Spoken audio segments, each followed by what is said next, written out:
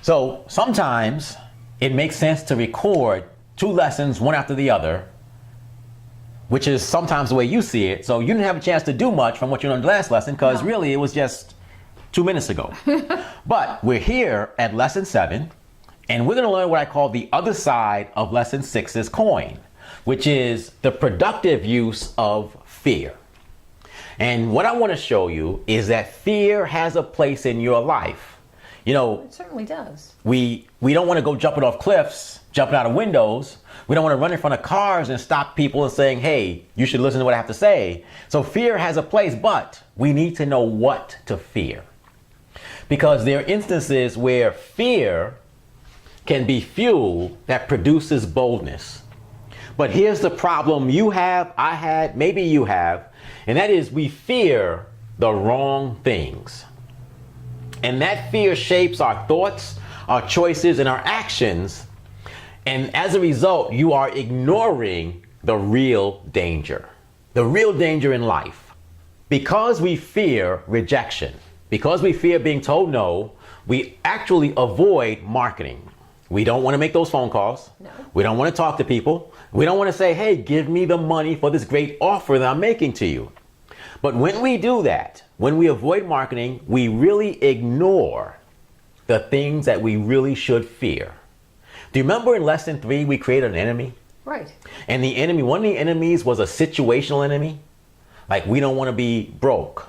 We don't want to be without money. We don't want to be a failure. Right. And when we focus so much on fearing rejection, we completely ignore the real danger, which is failing and not having the financial success that we want. In lesson 4, you created a declaration, right? Right. Well, you cannot accomplish a declaration unless you effectively market yourself. Is that correct? Correct. So when you focus on the fear of rejection, you're ignoring the fear of not being an adoptive parent, not helping those kids. You ignore that completely because you're so focused on your fear of rejections. Whatever your declaration is, you're completely ignoring it or the possibility of not accomplishing it when you focus so much on rejection. And so here's my question for you today. Which is worse? 3 people a day telling you no, or not being an adoptive parent?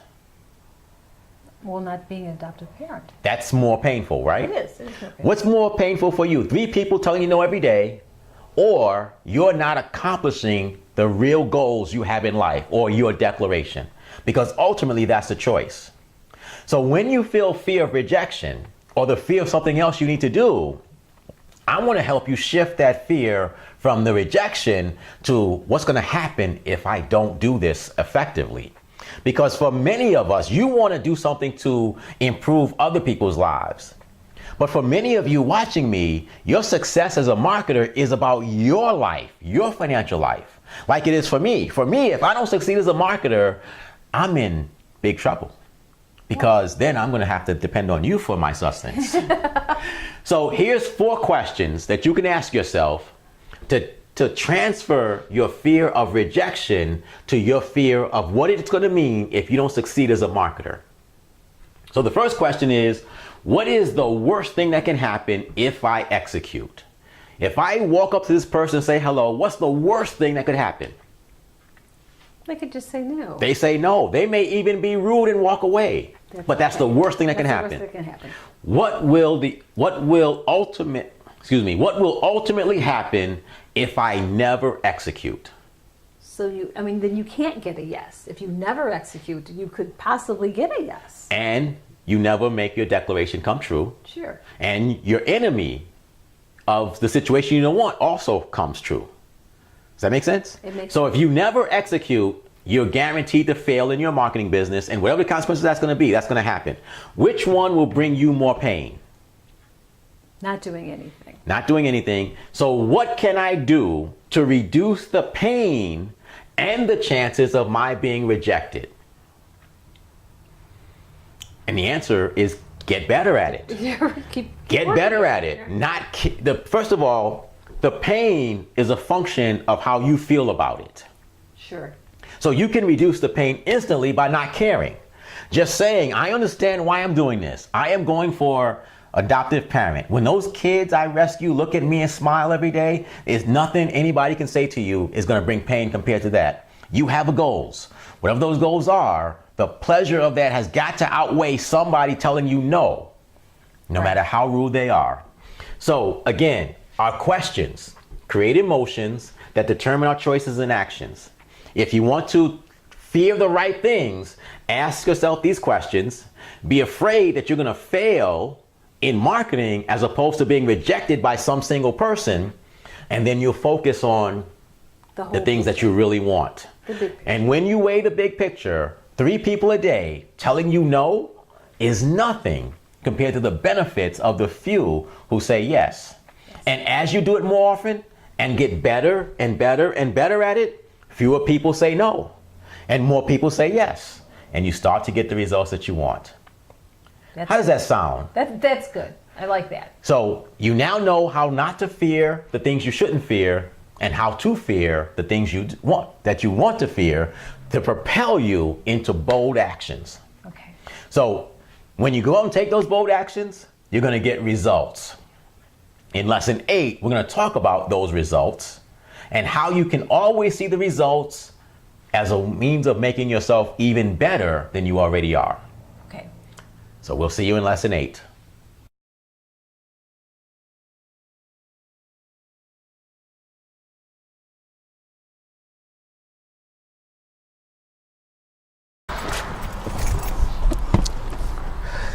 I hope you enjoyed lesson 7.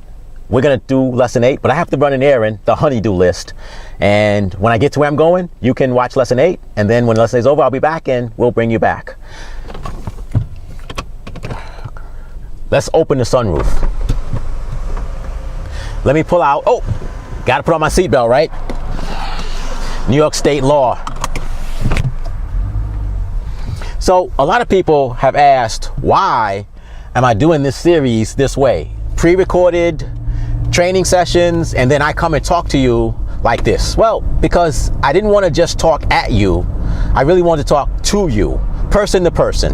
I have a real life. You've met my wife. You've seen my room in the house that I do my exercising in. I watch my football games in, and all sorts. And I even record these videos in.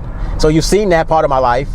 I need you to understand, I'm so familiar with stuck because I've been stuck a lot in my life. And I show my exercise because exercise is an important part of life, especially for us marketers, because we need to have that energy. We got to be able to show people and inspire people what's possible, and we can't do that without our health and our energy.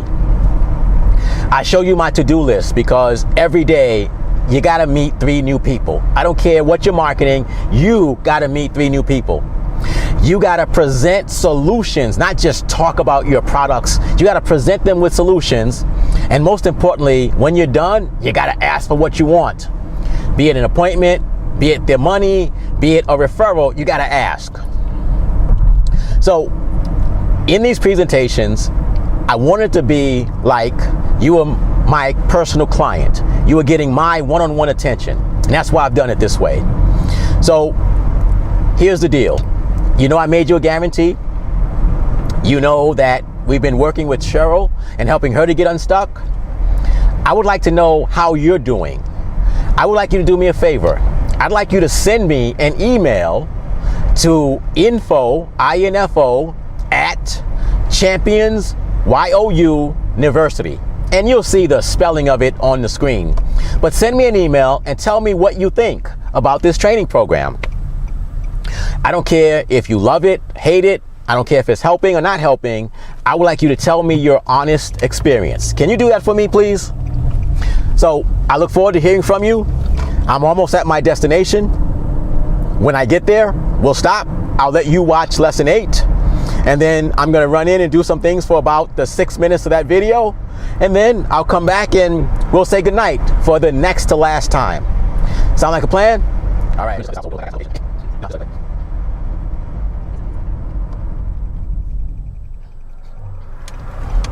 So here we are. I made it without an accident. That would be embarrassing, right? To get into an accident while I'm videoing. Here. So I'll be back in 6 minutes.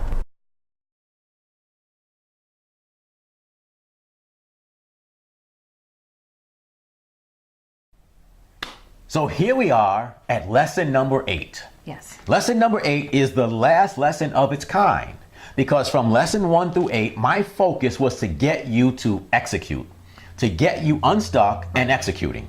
Now, you've had much, much more time with the information, and you are presently executing, correct? Right. I'm taking action, doing that. Okay.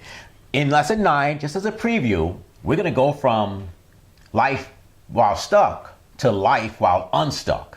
So now that you're more productive, you're executing, what do you do now? How do you keep that success growing? Going to give you a very important lesson in lesson 9. But lesson 8 is called Architecting Improvement. Now, it could be called Coping with Negative Results. All right. Because the essence of improving means you're not living up to your expectations. You're not doing as well as you feel you can, so you want to improve. Well, you can always improve. That's what you say now in ideal self. But when you're there and someone's looking at you and telling you no, you don't always feel that way. Okay. You wonder, why am I doing this? That's real self sabotaging you, as you remember from the last lesson. Okay. So if you knew in your heart that you could get better at anything you did, you would have no need to fear. Does that make sense? Okay, yeah. If you knew that you could take something that you were bad at and get better at it, you wouldn't fear doing it. You look forward to it because it means you get better. You will fail and you will struggle, and it will, even though it says feel bad here, the truth is it sucks. So, but when it hurts, when you feel bad, you really have to make a choice. Right.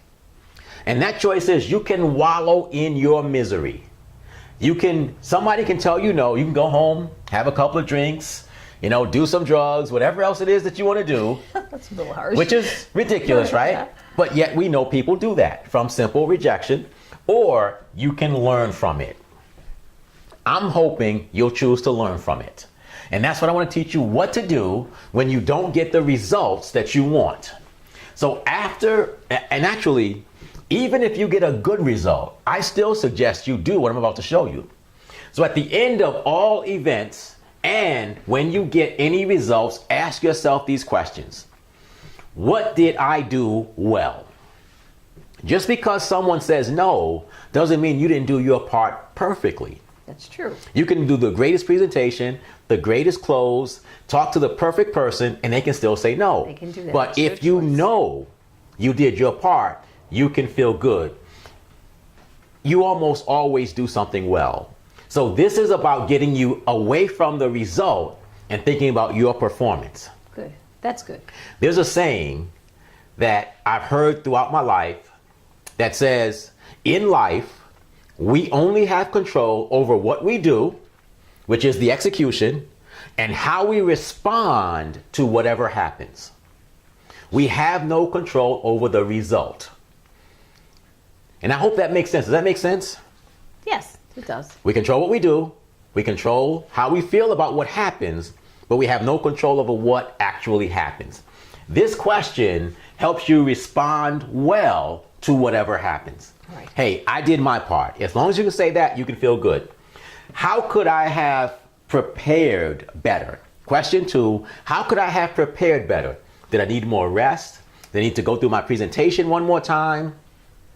Did I actually talk to the right person? Did I get to know them well enough? What could I have done before I got there to improve my chances of doing better once I got there? Question number 3, how could I have executed better? Was my speech clear? Did I do a great presentation? Did I make all the points I wanted to make? Or how many times have we shot these videos? Many times. Because I Too looked many at times, it, yes. I looked at it and said, this is not really good enough.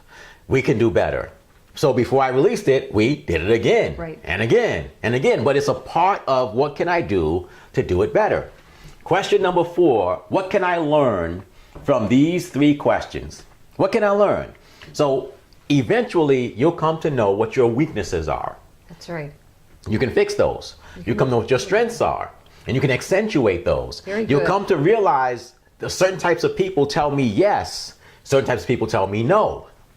You'll even do better than that. You'll come to realize that if I say a certain thing to a certain type of person, they'll say yes. But if I say the same thing to a totally different type of person, they'll say no. And you'll get to learn all those things that make your presentations better each time.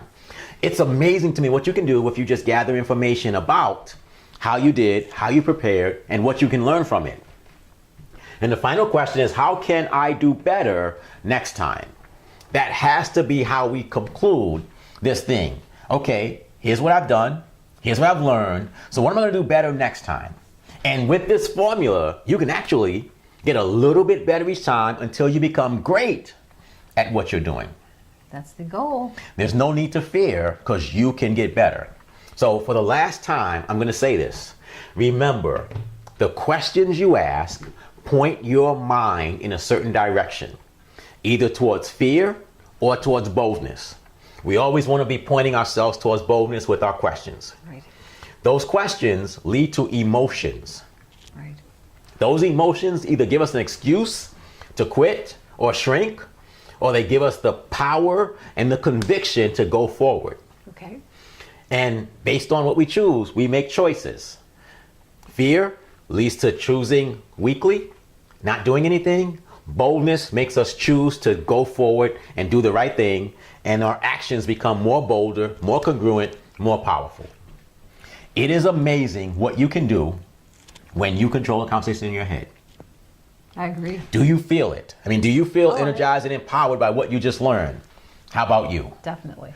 So we've got one lesson left, Okay. and then we'll be done with this program. We sincerely hope that you are getting as much out of it as I know and can see that she's getting out of it. I'm doing more. I'm doing better. Because ultimately, with the information you just received, you can easily get unstuck. The only question is, how powerful will you allow yourself to become? And that's something we're going to talk about in Lesson 9.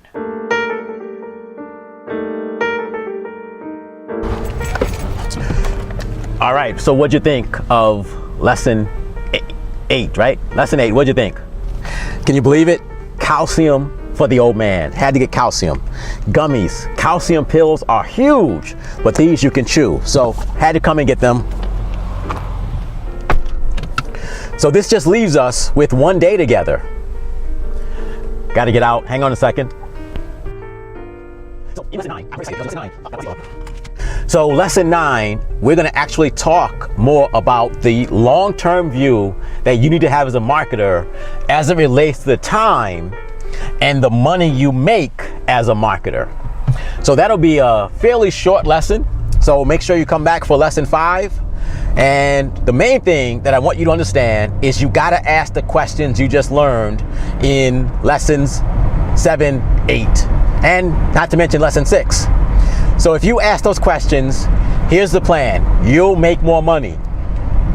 The question is, what do you do when you make more money with your time and the money you make? That's what we're going to answer in lesson 9. So I'm just going to drive peacefully. I've never driven this slow in my entire life, and I'm not used to it.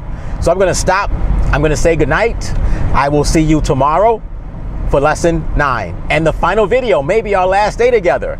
So I'll talk to you then. You have a great evening.